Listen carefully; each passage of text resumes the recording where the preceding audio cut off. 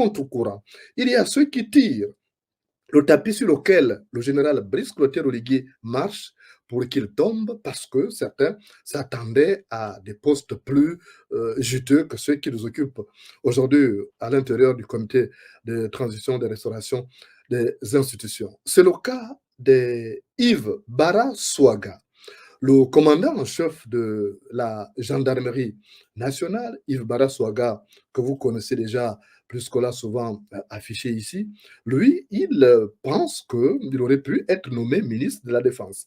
Il ne comprend pas pourquoi Scotter Oligui Nguema a conservé ce poste et pourquoi il n'a pas nommé à ce poste lui qui se voyait donc déjà catapulté ministre de la Défense nationale. On dénonce aujourd'hui ces généraux qui alourdissent la barque de la transition. Parce que l'échec de la transition va faire en sorte que tous les Gabonais vont en pâtir. Donc, on va commencer par trois généraux aujourd'hui.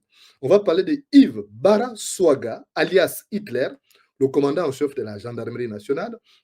On va parler du commandant en chef de la sécurité pénitentiaire, le général Efayong.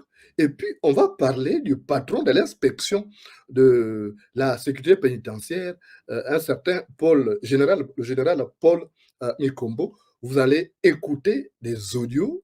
Je vais me permettre de diffuser parce que les Gabonais ont souvent tendance à demander des preuves.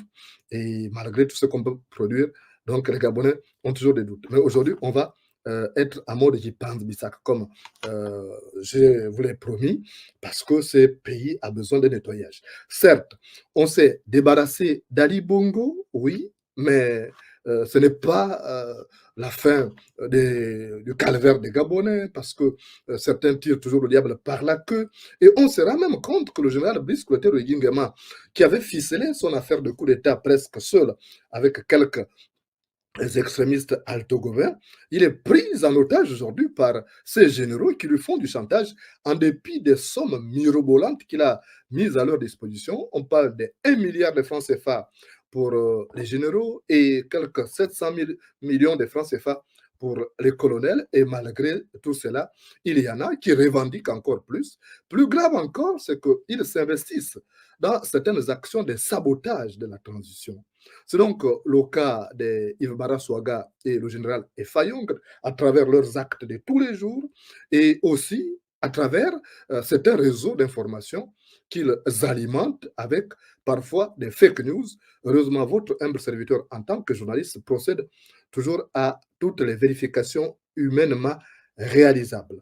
Yves Baraswaga dispose d'un réseau d'informateurs qui permettent de mettre des informations dans le circuit, notamment au niveau des activistes pour essayer de s'aimer le trouble parce que l'objectif pour lui est que les choses se passent mal parce qu'il se verrait bien numéro un de cette transition au cas où Brice Clotaire Oligui Nguema trébuchait et ses calculs sont faits, tout comme le général Efayong. Le général Efayong qui serait en osmose avec un ancien premier ministre d'Omar Bongo. Il faut reconnaître que les pédégistes sont en train de tirer les ficelles. Ils veulent revenir aujourd'hui à la manette parce qu'ils ont perdu tous les privilèges. Aujourd'hui, ils se sont fondus dans la nature, mais ils continuent de tirer les ficelles dans l'ombre. D'où la nécessité pour le général Brice Clotaire Oligui Nguema de redoubler de vigilance parce qu'il pourrait à tout moment subir le retour de la manivelle de la part de ces pédégistes qui ont difficilement digéré cette